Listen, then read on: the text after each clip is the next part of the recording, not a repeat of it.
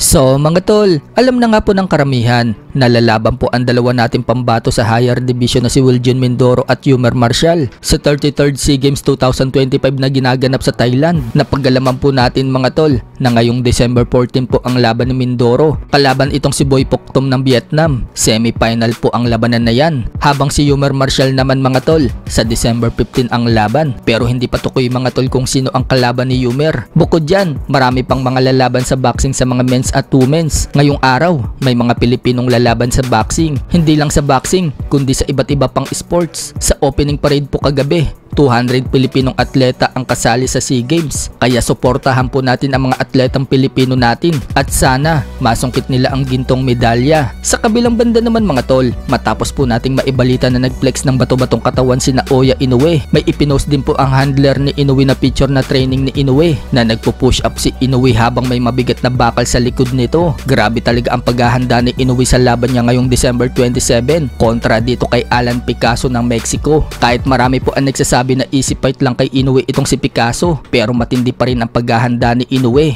Samantala, sinabi naman po ni Junto Nakatani kung sino ang hitlist niya sa susunod na taon. Aniya, si Naoya Inoue at Bam Rodriguez daw ang hitlist niya at hindi daw niya alam kung sino pa yung iba. Sumukhang kaabang-abang din po ang Nakatani versus Bam Rodriguez. Willing din si Bam Rodriguez na labanan si Nakatani, kaya magandang abangan yan mga tol. Pero si Inoue muna ang lalabanan ni Nakatani sa susunod na taon at gaganapin yan sa buwan ng May kapag naipanalo nila ang kanilang mga laban sa December 27. Speaking of Naoya Inoue, nagbigay po ng advice si Naoya Inoue dito kay Seiya Tsusumi na lalabang kay Nonito Donaire Jr. sa December 17 para sa WBA Bantamweight World Championship. Payo ni Inoue kay Tsusumi, mag-ingat daw ito sa lepok ni Donaire. Delikado daw kasi kapag natamaan daw siya nito ng directly. Masakit nga daw kapag tinamaan ka ng lepok ni Nonito Donaire Jr. So hindi naman po nagpapakumpiyansa itong si Tsusumi kay Donaire kahit na may edad na si Donaire. Aniya, kahit na may edad na daw si Donaire, nandoon pa rin daw yung galawan nito. Pero once daw na magkaroon siya ng chance na magkamali si Donaire,